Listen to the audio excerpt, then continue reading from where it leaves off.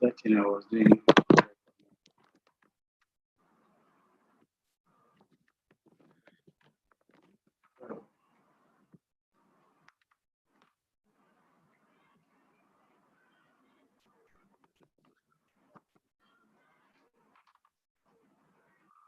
Once again, we like to apologize for taking off a bit late due to some technical issues we are experiencing from our end here. We hope that by the time left, we'll be able to do justice to the discussion. Today, we'll be looking at effective sales and marketing strategy. Effective sales and marketing strategy. And below are the outline objectives that we'll be considering in the course of our discussion today. First, we'll be defining marketing and also understanding the steps in marketing process. We'll be looking at the difference between marketing and sales. We'll be looking at key elements in selling your products and marketing mix. We shall be considering improving your selling skills and also looking at the importance of market research and information gathering. Lastly, we'll be putting to action marketing plans that we'll be discussing because of the meeting this morning. Yes, we will start by looking at some definitions from institutions and scholars to come to a conclusion, summarize what marketing and sales means in our contemporary world. The first definition here is by the Association of American Marketing. They have the view that marketing is the activity, set of institutions, and processes for creating, communicating, delivering, and exchanging offerings that have value for customers. We have another one by a scholar, Dr. Philip Kotler, who defines marketing as the science and art of exploring, creating, and delivering value to satisfy the needs of a target customer.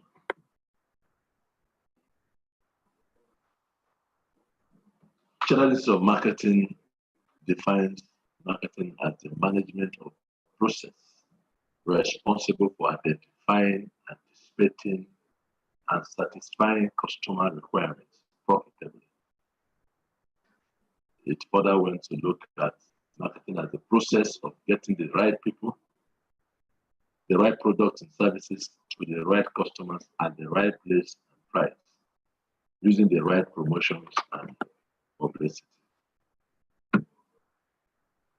Marketing, however, is targeted at changing the motive of purchase of your target customers. Nothing is more likely to buy than effective direct marketing.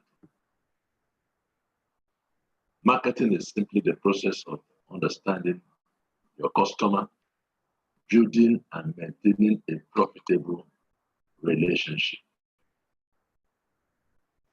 So those are the few definitions of marketing.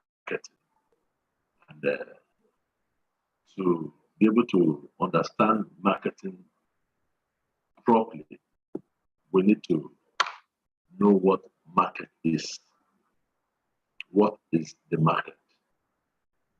Market is a place where two or more come together to exchange goods and services for a price. Marketing comes out of markets. there can be marketing without a market. And the principal parties in markets is the buyer and the seller. And so marketing is all the activities put together to attract prospects, to attract potential customers to your company, your organization, or your products and services.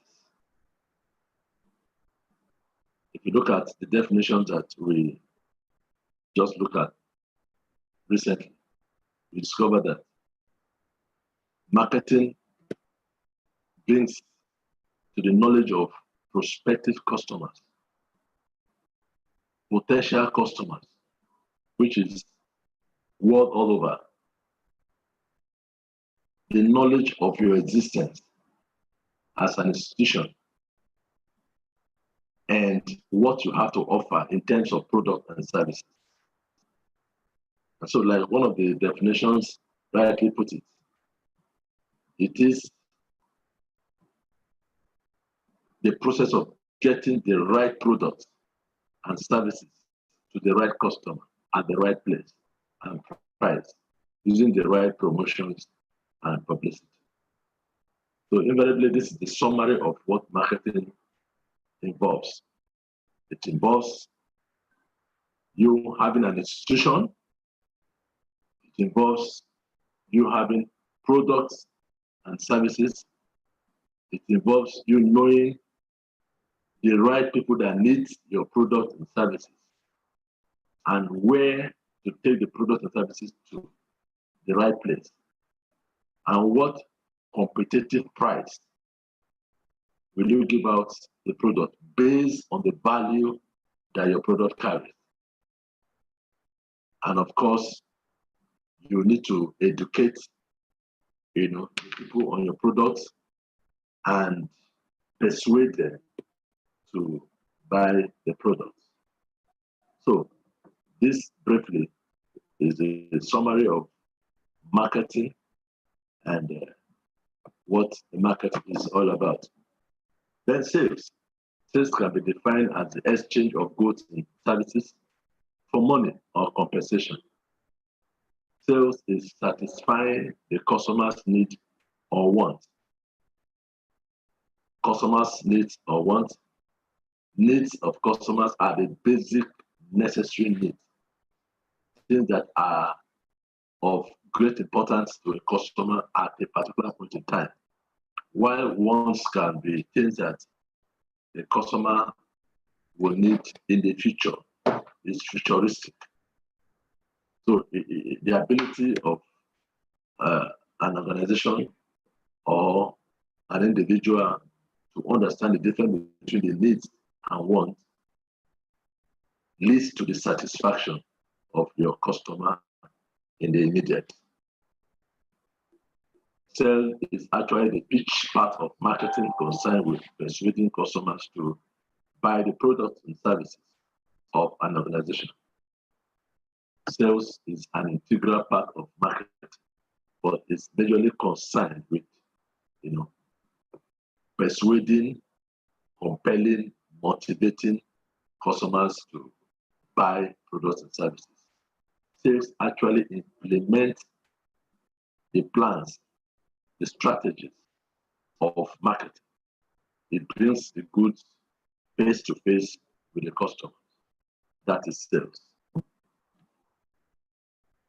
We'll briefly look at the comparison between sales and marketing. Marketing, like I said, brings to the knowledge of the customer, the potential customers, the universal customers, the existence of your organizations, and the product and services that your organization has to offer. That is marketing. Whereas sales takes the product and services physically to the customer. Why marketing does some, boardroom arrangement and strategizing, sales implements whatever is done on the drawing board by the marketing crew. Sales bring the goods to the customer directly. And so marketing studied customers' needs and wants in a defined market segment. The job of defining the market segment is by the marketer. And it takes a lot of process, a lot of time to get that done. Having identified the needs and wants, like I said earlier. Whereas the salesman make the exchange happen. It's more or less like, marketers does the talking, the writing, but sales does the talking. Then marketing measures company image and customer satisfaction on a continuous basis. Part of the activities of marketing is they put the activities in the open market on a scale and weigh it on a continuous basis. What is the image of the company out there? What is the level of customer satisfaction? And come back to re-strategize. Why sales tries to give the customer the best solution? Because sales is implementation, and they are face-to-face with the customers. They provide immediate and best solution to any challenge, any question, any objection. Marketing further develop communication strategy feedback, while sales provide direct customer communication and feedback. Communication, like we know, is the soul of every business. Communication is the central nerve of every organization. Without communication, you are not known, you are not heard. Nobody knows you are there. And communication is never complete until there is a feedback. Communication is incomplete until there's a feedback. And so what marketing does that they put in place strategies where you can call back, you can fill back information, to ensure that what has been communicated is understood, is taken. That is the job of the marketer. While sales provide direct, information, direct communication, and get instant feedback. The difference here is that it takes a while for a marketer to get a feedback through email, telephone calls, telemarketing, and all of that. But for a salesman, he's there face-to-face with the customer, and therefore he gets his feedback, he gets the feelings of, customer satisfaction or how the products appeal to the customer. Marketing develops winning offers for each target segment, while sales serve the same customer for a long period of time. The marketer, they're always looking for new grounds, new market shares, but salesman can continue to serve a particular customer for a longer period of time. So basically, these are the few differences between marketing and sales. Then we make progress to look at the piece of marketing, which is popularly called as marketing mix. Piece means that there are many P's. It's an acronym, and we shall look at the different P's in the few minutes ahead. And so the first P here is product. Second is place. Third is price, distribution, promotion and communication, and process. These P's basically inform all that we'll be discussing under marketing strategy this morning. We shall see details of this piece, their quality, their attributes, what they represent. Product, like I said, is that item that you have to offer to your target customer, your prospective customers. And this can be after you have understood the need and wants of your customer. So products must meet a defined need. product must meet a defined need. If the product does not meet a need, then it amounts to effort in futility. There must be established demand through market testing. It's not just enough for you to identify a defined need, but there must be a demand for that need through your market testing. And also, a product should have what we call USP. USP simply means unique selling price proposition. Unique selling proposition. These are the clear benefits and features that differentiate your product from competitors. USP can change as business evolves. Every product has the USP. There are benefits and features, and this translates to the value that your product carries, and it differentiates you from that of your competitors, and that puts you on advantage if your benefits surpasses that of your competitors. You definitely have a bigger market share. And USP, like we said, changes as business evolves. As the business grows, as business develops and expands, one of the strategies to revisit your USP, and update it to measure up to the contemporary time or to meet up with the competition in the current. Then we have distribution. How do you get this product to the end user? That is what distribution is saying. How and where product is sold to customers. Marketers determine that. Location where sales are made. Intermediaries such as wholesalers, retailers, or sales agents are concerns of a marketer. Ultimately, like I said, distribution is about how to reach the end users with your product. It's very important. Then we have price. Price, this is the fees you charge for your product. And like I mentioned, your price must be competitive in the marketplace based on the value that your product carries. And so price is responsible for generation of income, more importantly, profit. When you consider your costs, expenses, then you fix a price. The price must be commensurate, competitive, in such that after sales at a particular price, you are supposed to have a margin, which is called profit. All other elements of the marketing is incur costs, except price. Understand the relationship between cost, price, and profit. That is explained clearly in the diagram below. Like in the diagram, we have costs. What is the cost of making?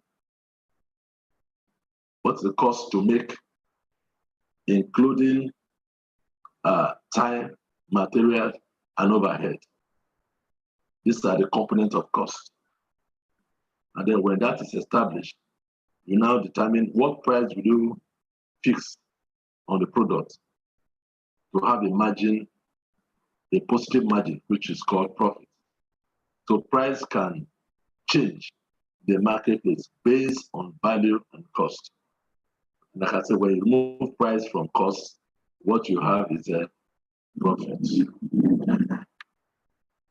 Promotion. Promotion is the education, the awareness creation, and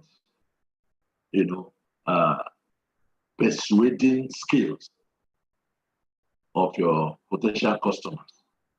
And so promotion must consider who your customers are, how best to reach them through communication.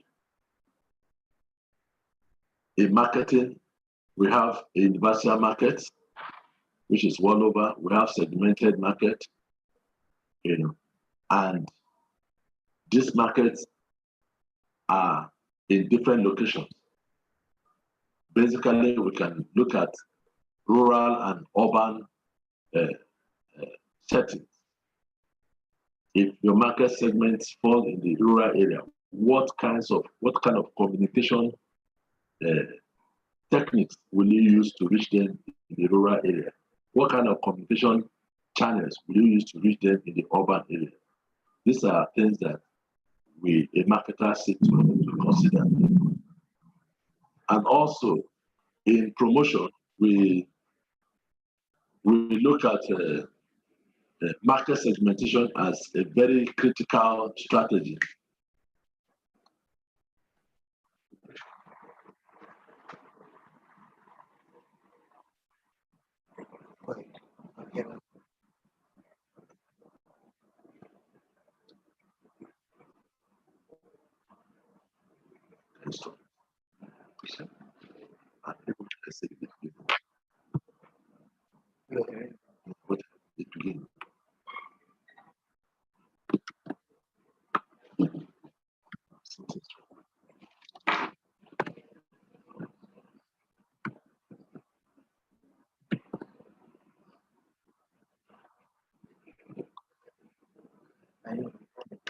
Yeah, sorry. Just talking about objectives that stayed long ago. YouTube.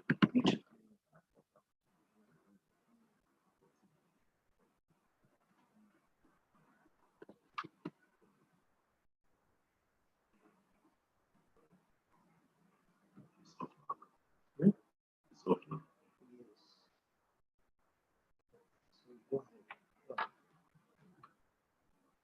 Stop here. Yes. Once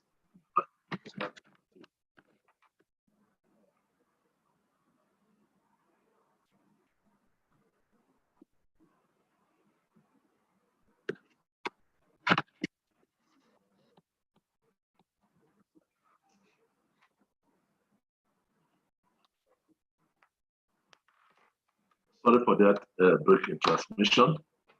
Like I was saying, one of the pieces under consideration, marketing needs under consideration is promotion.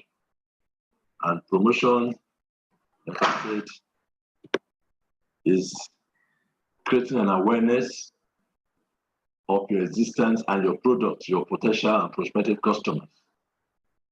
And this can be done through effective communication. Communications has channels depending on the location and the size of your business. For instance, if you have your target customer in the rural area, the communication channels to reach them in the rural area are different from the one you can use in the urban area. And so these are concerns of a marketer, when he's setting out to design the promotional activities. Then of another serious concern to marketer in promotion is market segmentation. Market segmentation is dividing your overall target market into smaller sub-markets made up of people with same needs, and it helps you to target them in the right way. So market segmentation is a very key strategy in your promotional activities.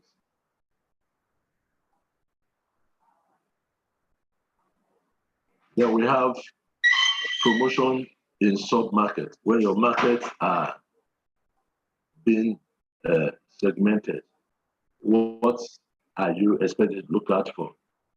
You can use the following to profile and divide your market, your consumer market. One, like behavior. What's the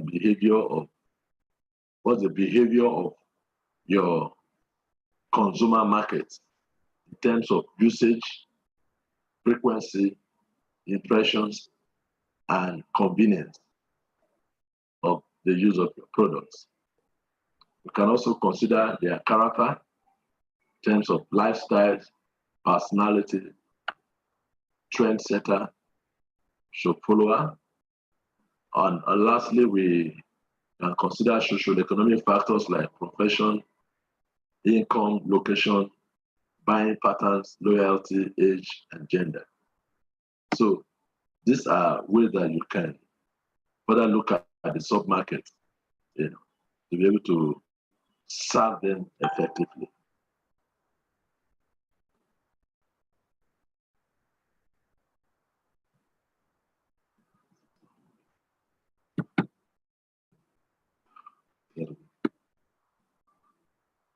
Further on sub-market promotion, if segmenting business market, you could consider the following: the company size, the industry type, and location.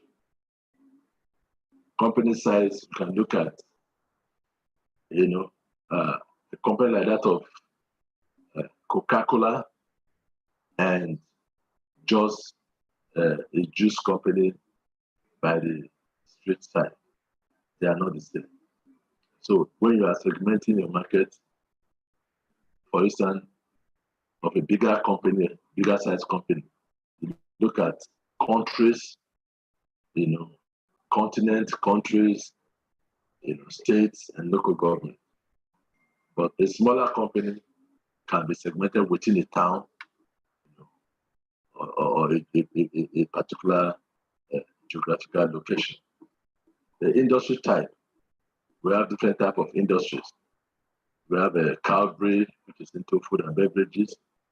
We have a oil and gas industry.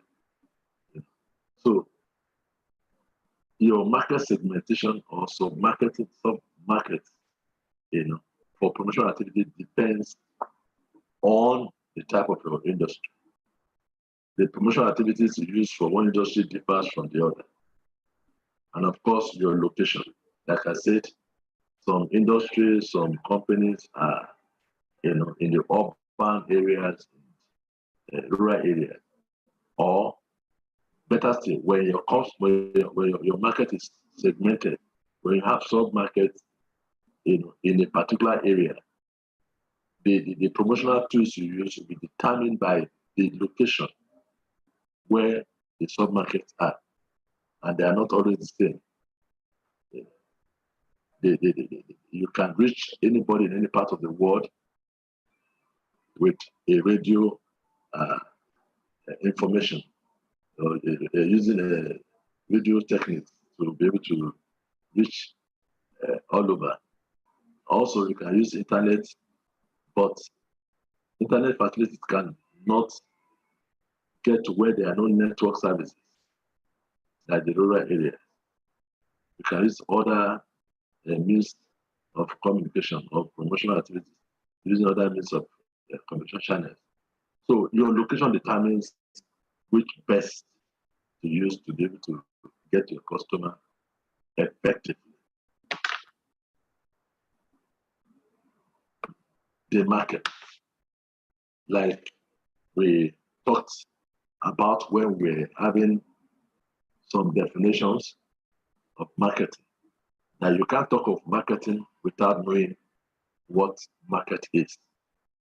And so, having defined marketing as a physical place or visual place where goods and services, tangible and intangible, are exchanged for compensation for a fee, we want to look at two types of marketing. Few types of marketing in the light of this, our discussion this morning. There might be other types of marketing, but we are restricting ourselves to these few, in light of our discussion this morning.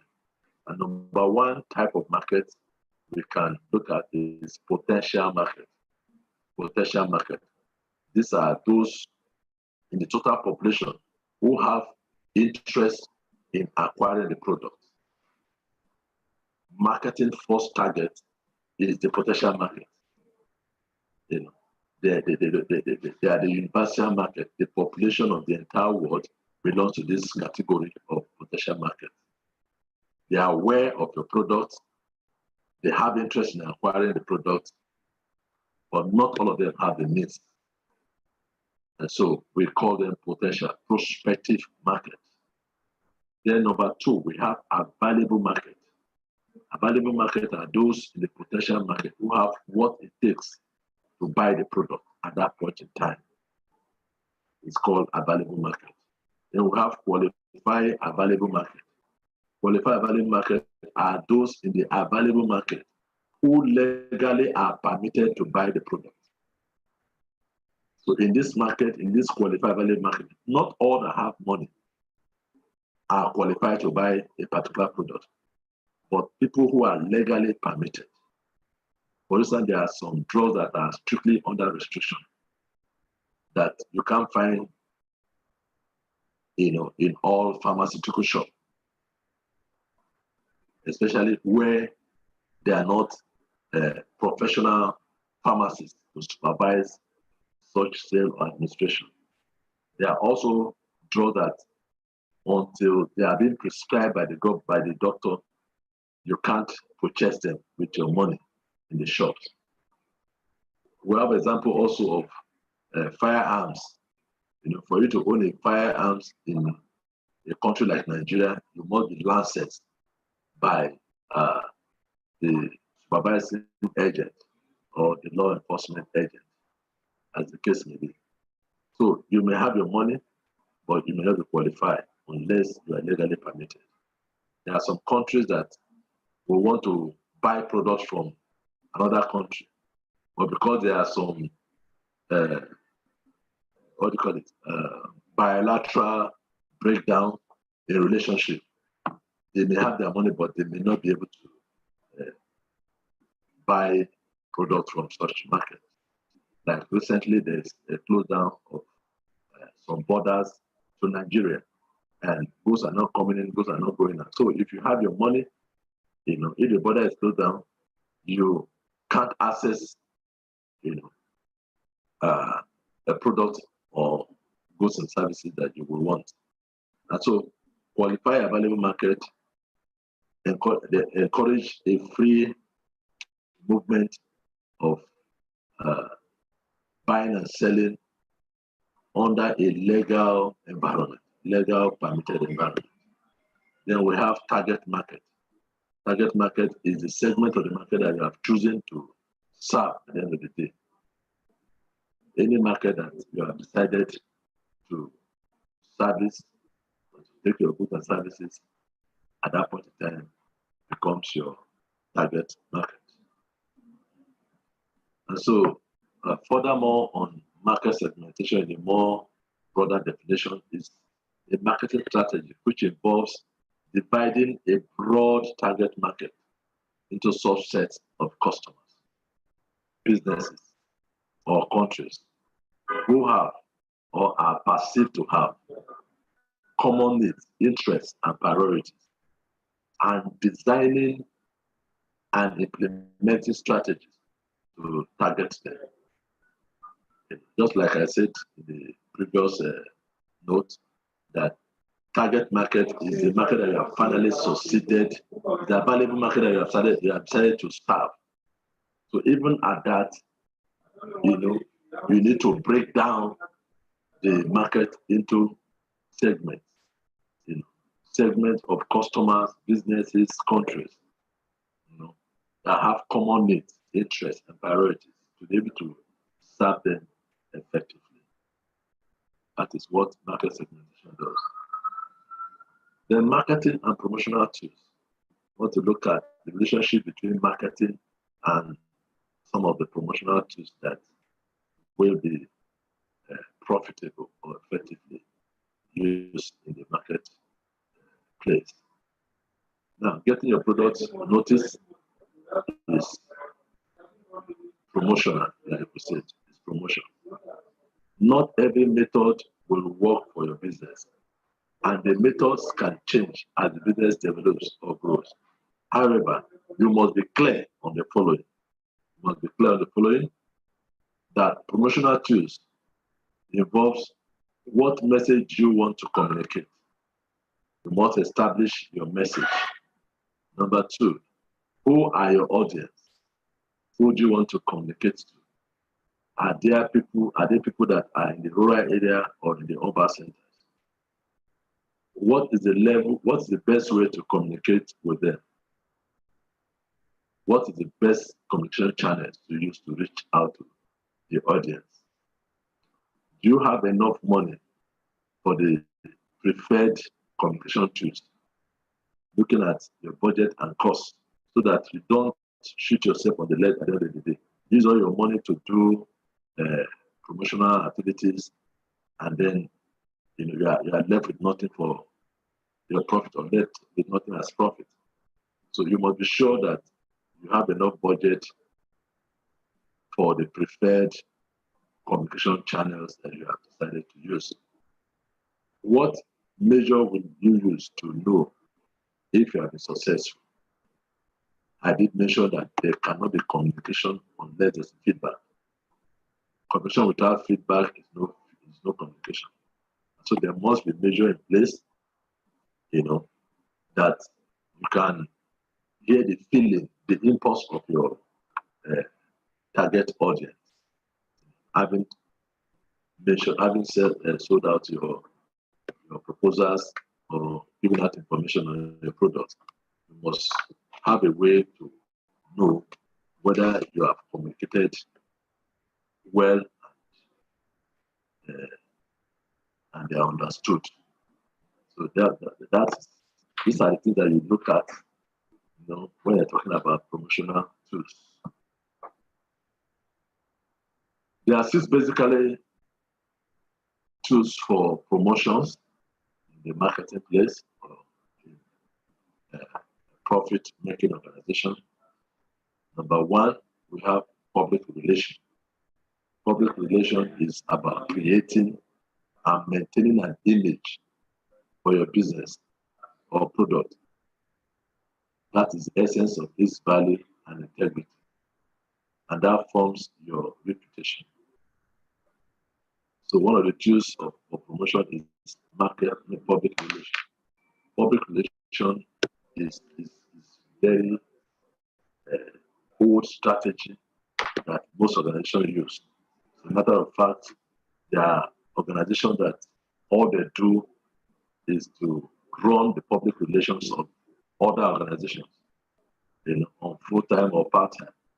While some organizations have it as a department where they hire experts to manage, their image, the value of their products, their integrity, and their entire reputation. So this constantly builds up the confidence that people have in your organization, confidence that people have in your product, which is very key. Then we have another tool called advertising. Advertising is as old as any business itself. It's been there from the beginning, and there are three reasons for advertising, among others, three main reasons. Number one, advertising creates awareness among target audience.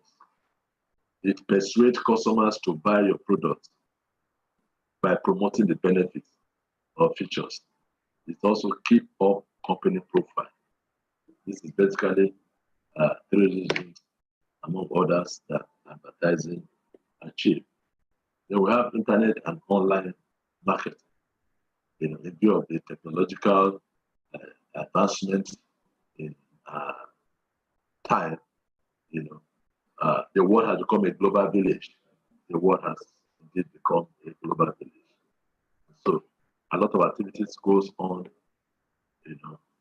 marketing-wise on the internet, on via social medias, several platforms, and you can stay in one part of the world, order for an item, and follow the process of payment and get good delivered to you without even seeing physically, the owners of the products or the sellers or buyers together. So it goes that on the same platform, you can carry out your promotional activities. You can display your wares on the internet. You can promote your wares on the internet. You can advertise. You can showcase your programs, your products, and even your company at large on the internet. So that can be achieved through Instagram, Twitter, Facebook, and a whole lot of others. Then we have what we call direct marketing promotional tools.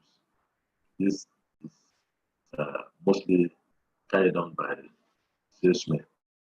The direct mailing, email marketing, telemarketing work best with existing customers. This can be a very good promotional tools for existing customers. You may not achieve much when you want to do direct marketing with prospective or potential customer. That is customer that you are about to engage or recruit. So it's good to know the difference. Then we also have sales promotion. Sales promotion is a short-term activity to encourage customers to buy and boost sales for a limited period of time. Price reduction, vouchers, BOGO, extended guarantees. However, consistent discounting will damage the image of the customer. So sales promotion is basically a short-term activity to encourage customers to buy more and boost the sales for a limited period of time.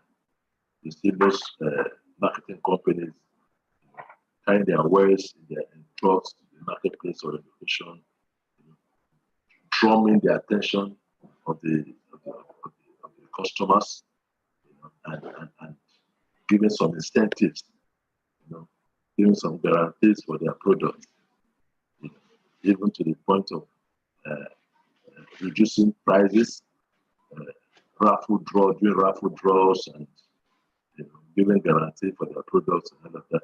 So all of these are involved in sales promotion. But again, it has some disadvantage. You cannot continue to discount, prices for customers for a longer period of time, because it will eat into your profit, and by the time you stop, it will affect your reputation or your integrity, as if you are not consistent with what you are doing. So, the cause for caution if you are using sales promotion as a tool in your promotional activities. Then we have, lastly, personal selling.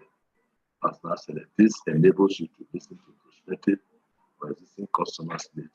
It allows you to compare the interests or values of your business. The personal interaction also offers valuable opportunity to get first-hand feedback on your products and your competition. I think this is more popular, among small-scale businesses, organizations that are not very large, just like the one that some of us might be looking for facilities to start or are currently doing. So, better selling brings you, in contact with your prospective or existing customers, and then you further understand their needs, and then you also explain the values on the product that you have for your businesses. You know from them also opportunities where you can create byproducts from your product that you have currently, and then you will know the activities of your competition. And then, of course, you can always get referral, from the customer if they are satisfied with what you're offering. So these are basically the 6 main tools for promotional activities. There may be others, but basically these are the one for discussion this morning. Then talking about marketing mix further, it's a unique blend of products, pricing, promotion, and distribution, targeting a specific group of people. For every marketing activities, you have products, pricing, promotion, distribution, coming to play in effectively attracting and placing your product in the hand of your target customer, target people. Then marketing mix has expanded mix, which involves customer, meaning people, which is customer service, process, which is processing of handling customers' complaints, and then physical environment where you operate. These are also in addition to the earlier mentioned PS of marketing. Marketing is where people, price, and physical environment. Now we're looking at the marketing process, what it involves in the marketing process. Number one, we have understand customers' needs and wants, design a customers driven market strategy, construct a marketing program, build profitable relationship, and capture value from customers. These are 5 marketing processes, and we shall be looking at them in detail one after the other. Number one, understand customers' needs and wants. I did mention earlier that customers' needs are what is required in the immediate, basic needs, things that the customer cannot do without now. Whereas wants are futuristic needs, things that are needed in the future. And then this process involves 2 major outlooks. For you to be able to understand what the needs and customers' wants are, you must research consumer. You must gather information, find out what exactly customers want, who are the customers and what do they want, and where can you properly serve the marketplace. Then also, in understanding customer needs and wants, the information that you gather about the market and customers must be effectively managed. Must manage them by analyzing and interpreting them and taking decisions. Then process number 2, we're looking at designing a customer-driven marketing strategy. And what does this involve? Select customers to be served and value proposition, differentiation, and positioning. These are the marketing strategy that you can design for your customers. Process 3, construct a marketing program that delivers value. This involves product and service design, building a very strong brand for your product, price that creates real value. Your customers are willing to pay any price for a product that carries value, that satisfies their yearning and aspiration. And then we have a place where the demand and supply place. Managing demand and supply. These are 2 forces that determines every market. They must work very fast. Demand must be equal to supply. If there's a shortfall, there's bound to be a challenge. And lastly, promotion. How to create value propositions. How to bring the knowledge of your customer, the detailed understanding of your product. Process number 4, building a profitable relationship. Building profitable relationship. This involves customer relationship management with existing customers in particular, and then product relationship management with select. So for you to be able to build a profitable relationship, you must have a very strong customer relationship management. As a matter of fact, most organizations have this very strong strategy to manage their customers. You see, most organizations have what we call customer care department.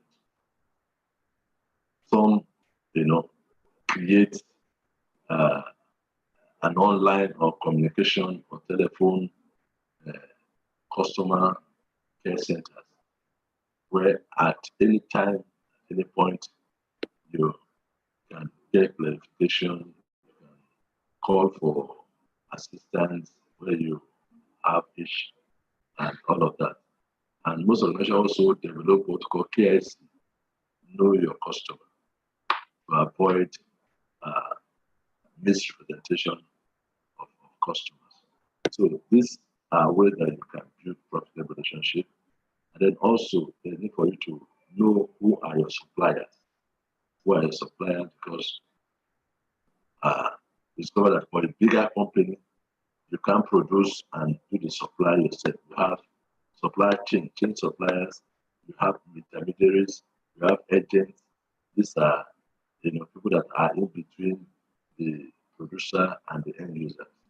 And these people should be carefully selected and managed properly so that the reputation and the integrity of the company can be maintained. When this is done, when these relationships are managed appropriately, there is no doubt you will surely have a profitable relationship with your clients, with your customers. And lastly, you will be looking at capturing value from the customers' return. When all of this is done effectively, the end result is profit, is revenue from your client, from your customers. And what this involves, number one is you generate revenue and earn profits. You create loyal, satisfied customers, and you increase your market share. So these are the value, these are the returns, the profit, the benefits for having done well with the other processes. We want to look at market research. Market research is, gathering data about the market, analyzing the data, and interpreting them in such a way that you can take effective decision that will place your product and services in the marketplace profitably. And so, research can be done by an organization, or experts can be brought in to do the market research for a concerned organization. It involves a lot. But ultimately, market research helps you to take decisions, and plan, for the expansion, the business, for satisfying your customer profitably, and a whole lot of benefits that will come out of market research. And this is one of the strategies that marketing used to break ground and increase their market shares. So what are the importance of this market research? Number one, it helps in decision making and validation. It makes market strategy and planning an easy one. It helps in cost benefit analysis, product and process development, issue analysis, finding new opportunities, focus effort, monitoring performance. So all of this can be achieved, when market research is conducted, results data are obtained, they are filtered, analyzed, and interpreted. You can now see the application in these areas.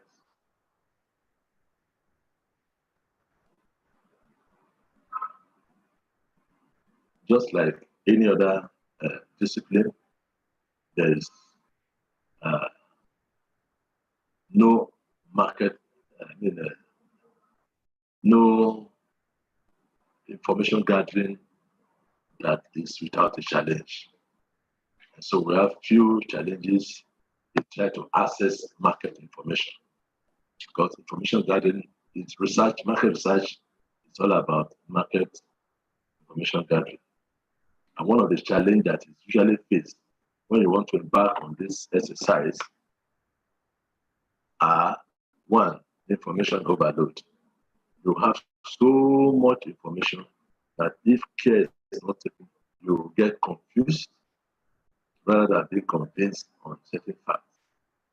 And so the onus is on you, the consultant, the marketer, the expert, to ensure you restrain the information gathering process and filter the information that you have and make use of the one that are relevant for the purpose which you are set to achieve. Then we also have a challenge of poor internet access. And most of the information are gotten online, just like we are here this morning having some technical issues with our internet facilities.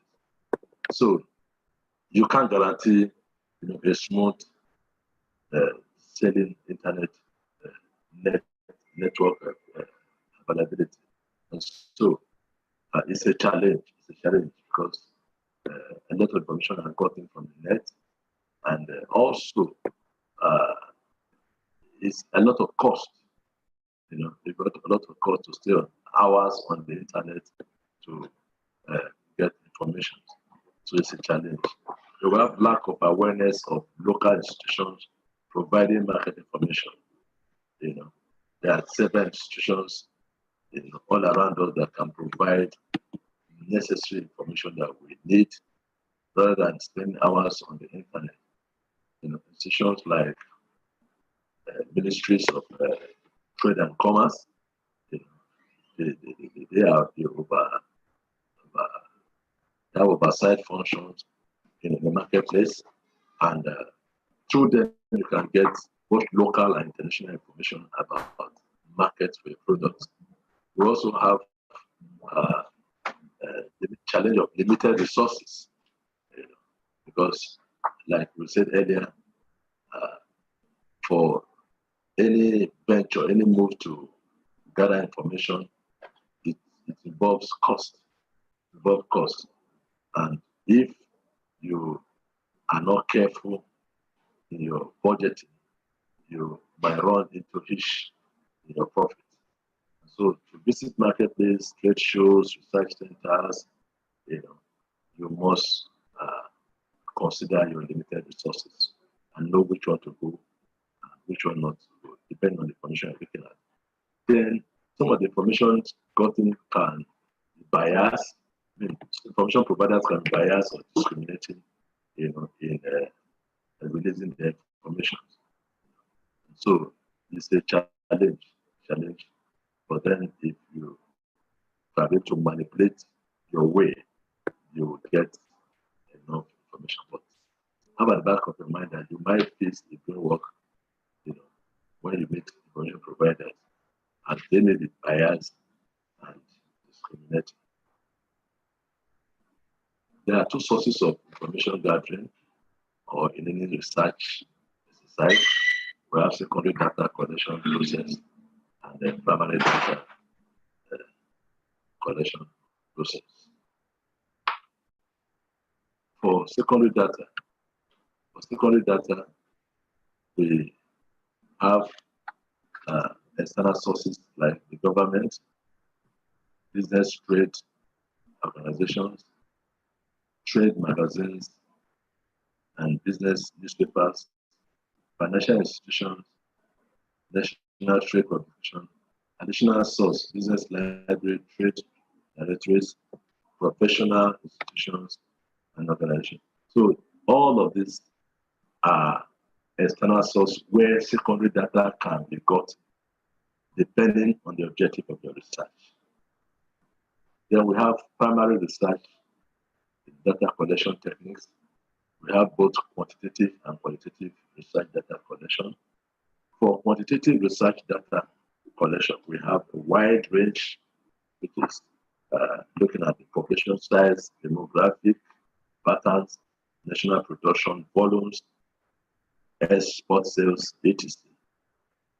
It also consider individual levels. Every respondent ask some same series of questions, and best known techniques such as market research survey. Quantitative survey also look at post, self-completion, face-to-face, telephone, email, web, and questionnaire. These are the approaches to quantitative research data, market data collections. While we have qualitative research, which examines people's feelings and attitudes towards a product, what motivates them. This is more practical than quantitative techniques. So in discussing quantitative research, we look at, we discuss guides used to explore various issues in depth. No fixed set of questions. Questions can come from any direction. Then it's usually face-to-face. You are not sending a mail, you are not sending questionnaires. You are there and there, you are getting the impulse, the feelings of your customers towards a product.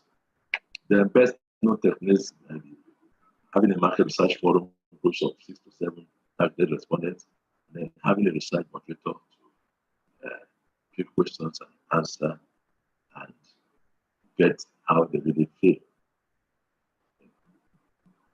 Then we have other sources of data collections, like the online sources. Online sources, you discover if you go on the internet and you have a subject you want to browse, areas of interest, you have so much market data to collect. Data countries, foreign trade reference materials, trade and industry publications, and company websites.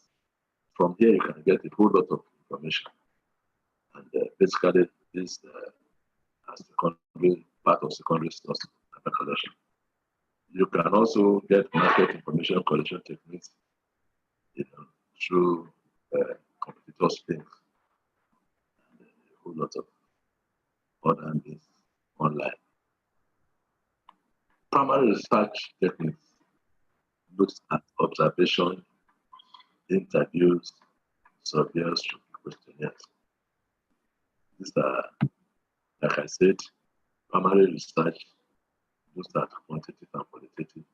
Qualitative techniques takes cognizance of using observation, interviews, surveys, and questionnaires. This brings interviewer face-to-face with respondent in a physical atmosphere for face-to-face interaction, and getting to know their feelings and their attitude towards your product instantly. Then more challenges on research data collection. We say that secondary research should generally be complemented with primary field study. That is to say that information that you gather from external source are not enough for you to conclude and take decisions. You must complement your secondary research data with primary field study.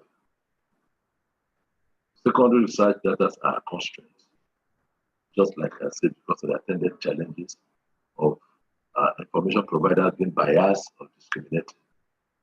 Then we have absence of specific information that they will tell you are classified, they are meant for certain people and all of that. It can really be a challenge. Then we have difficulty in identifying the relevant secondary information. We also have protected information, like I said, information they say they are classified, secret, and all of that.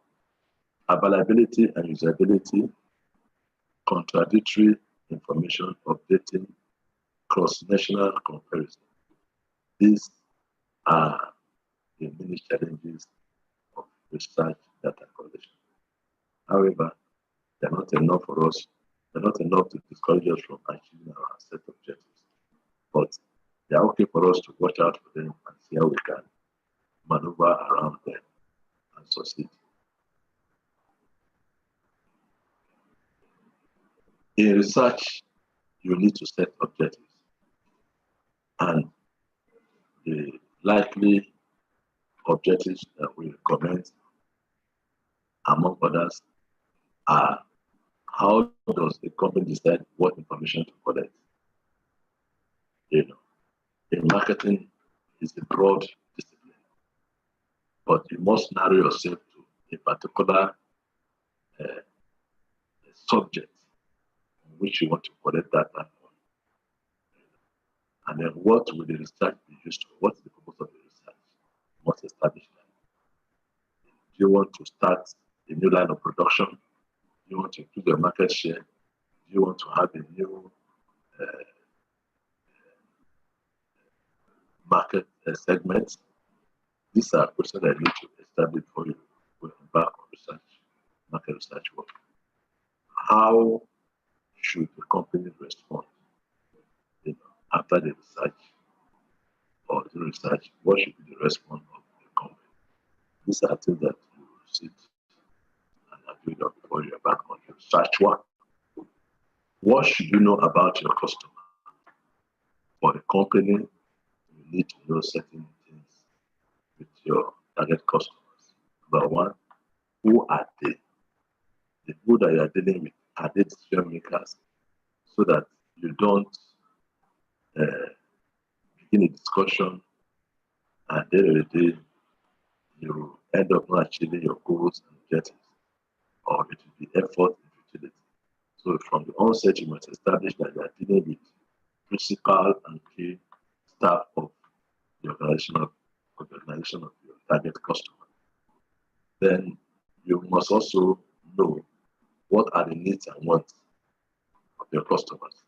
It will determine the level of the solution and satisfaction that you provide. What motivates them? What motivates them to buy most? From the research, from qualitative research data collection, you'll be able to know what motivates them most. What motivates them to buy your product most? Then what value are they looking at for your product? Their passive value equation. You must know all of this. They will help you to determine how to effectively satisfy your customers. Then who are your competition?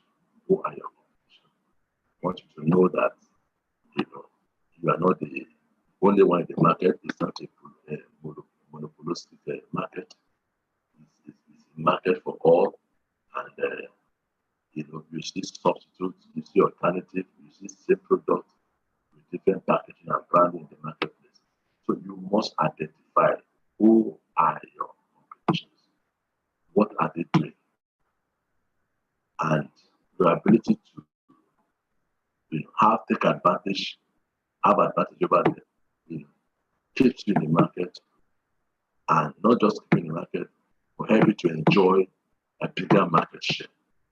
And so, after identifying your target market, you must build an understanding of the competitive condition of the market, because this sometimes can mar your market, So your understanding of them helps you to play well in the market and break it.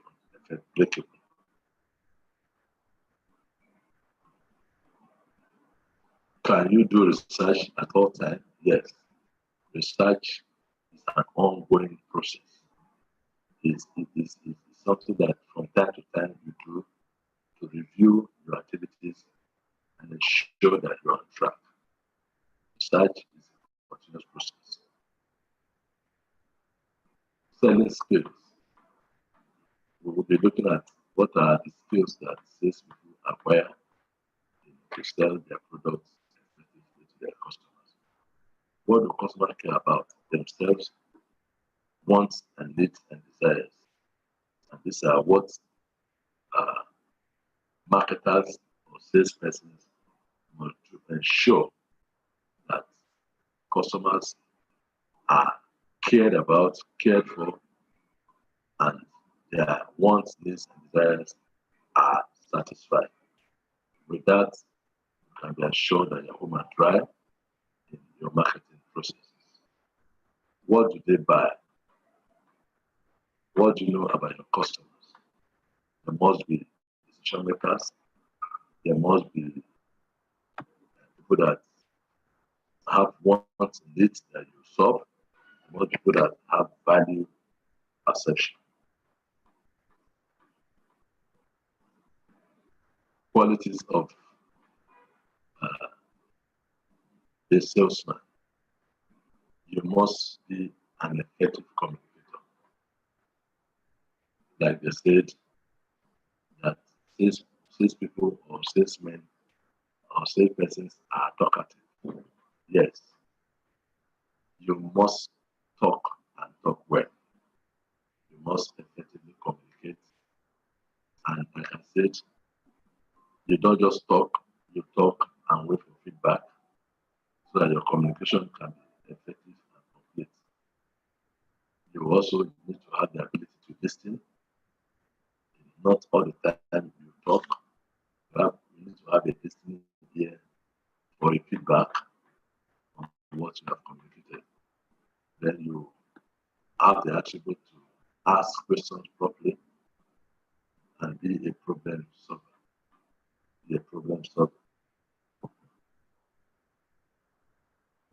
We want to look at more sales skills. You should be well organized, be a sales starter and finisher, well-mannered and cautious, naturally persuasive. These are further attributes of a salesperson. Then we look at the attitude. What should be the attitude of a salesperson? You must have a positive attitude. Don't take a no for an answer. And every situation, have a positive attitude.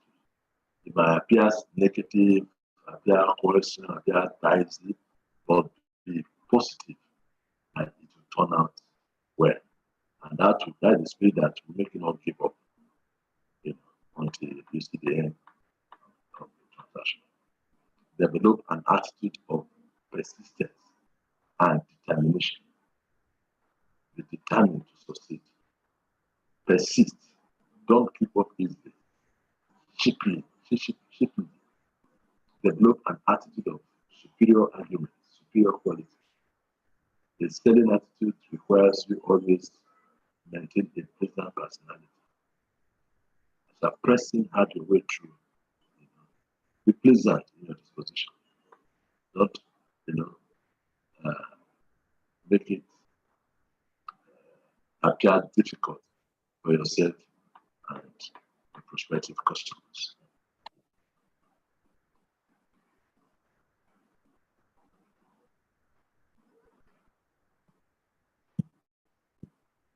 Before you do anything else, sell yourself, know your product, know the value equation, know your competition, know why your customer should buy from you instead of your competition.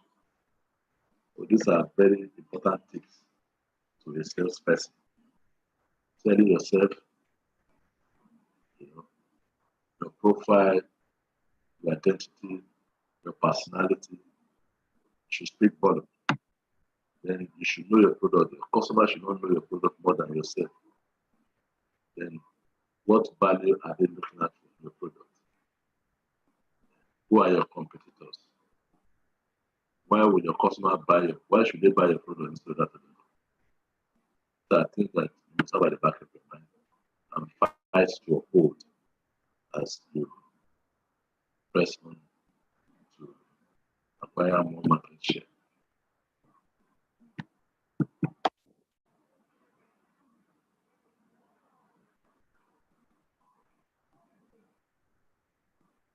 Now, a salesman preparing for sales call, you will need to do the following: package yourself, know negativities, research your client, be on time, be observant.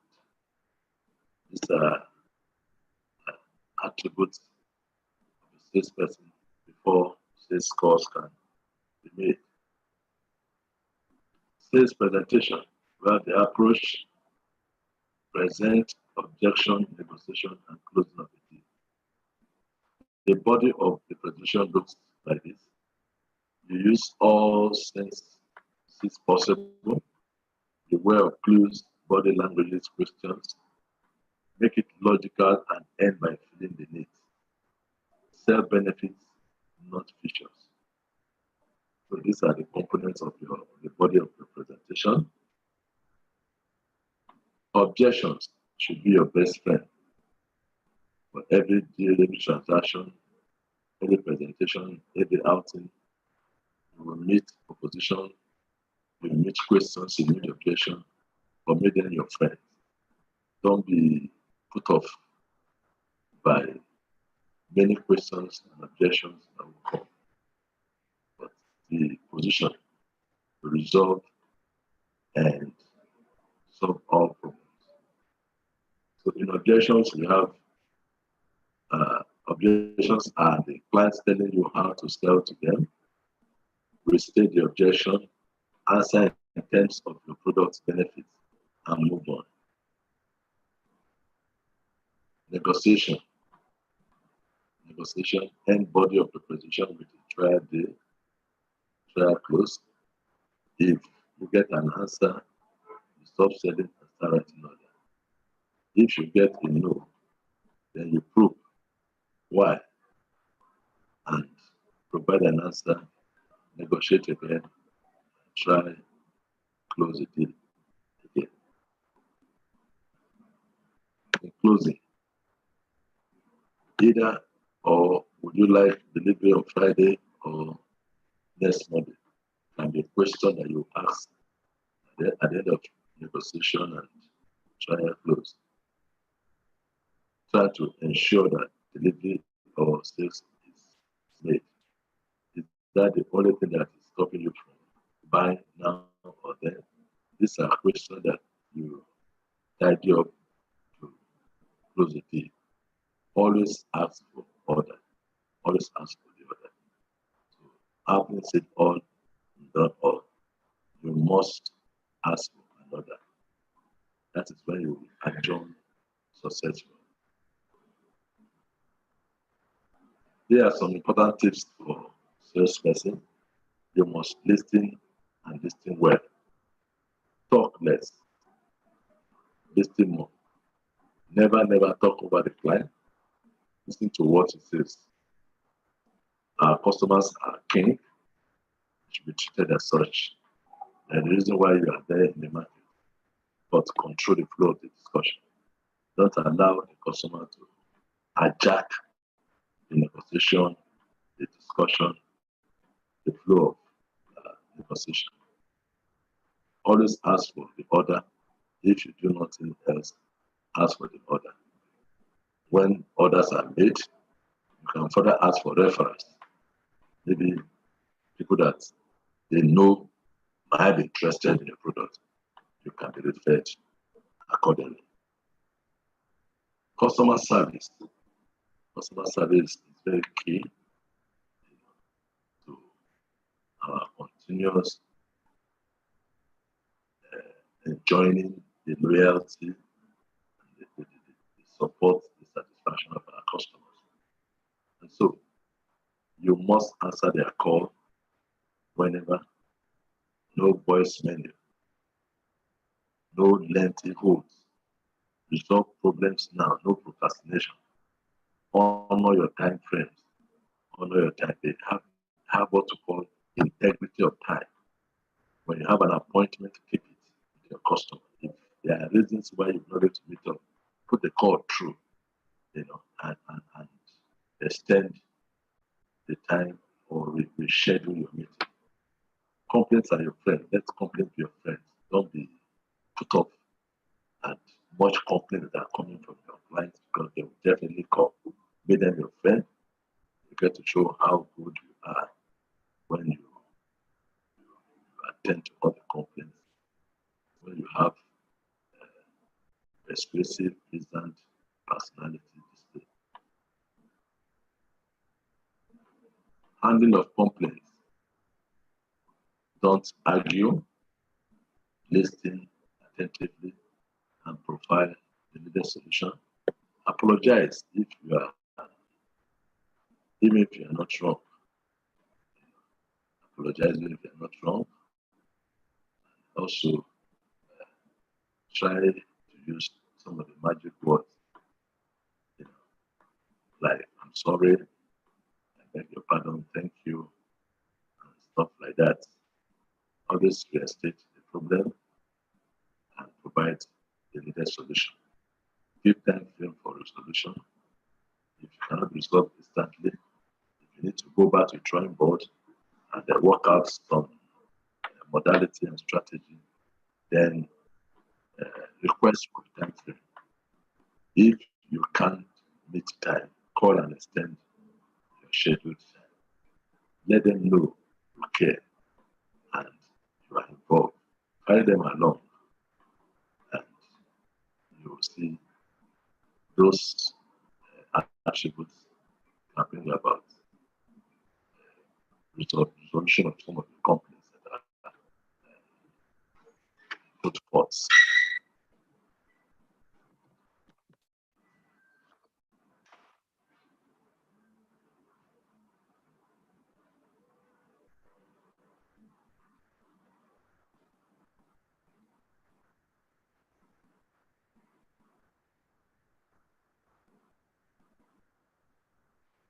There are three most common mistakes we make in sales: not listening to the buyer, not asking for order, forgetting to sell to existing customers.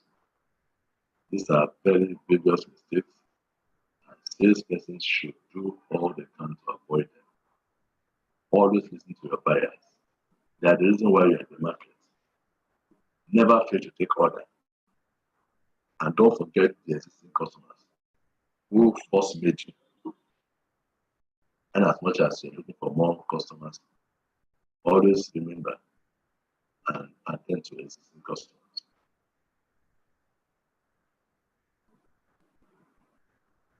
And so, with that, we have come to the end of this segment. And all you need to do is to see how you can apply some of the selling points, action plans in the discussion to your marketing activities. And I do sure you will get results. You will surely get results. Surely get results. Maybe post quiz that you will take a while. But before then, let's assess the lecture this morning. Let's assess the lecture. Are there areas that you, from your experience, want to throw more light, all of us to learn and get something from you, or you have inputs to make? You want to comment on the style and presentation. So the class is open for us to receive your comments. And if it's a question for clarification, we're also here to meet that need. Thank you for listening. Thank you. The class is open.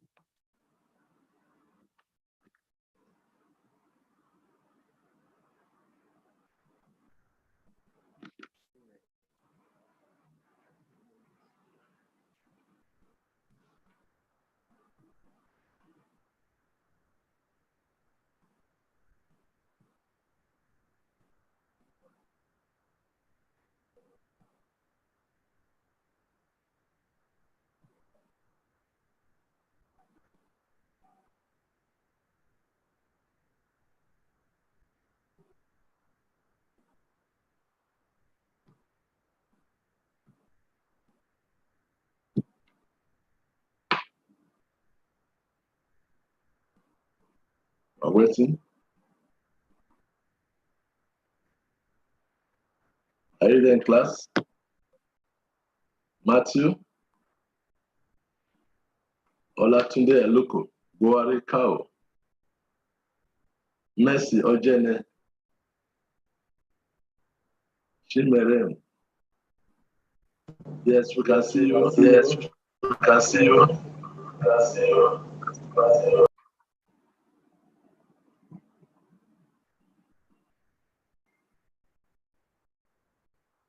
Can you hear us?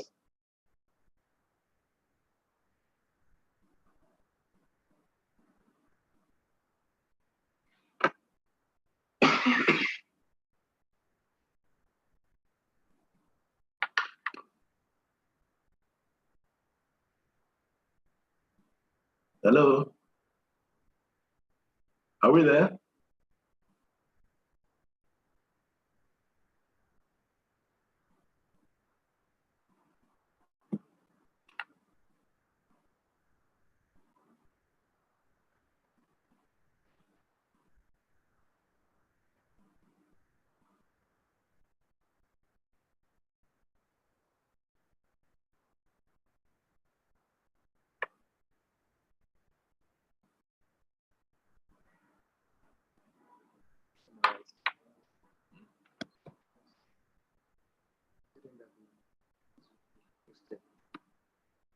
What it take 10 minutes or 20 minutes to do the quiz, and after that the next one. Okay, since we can't hear from you, get ready for the post quiz.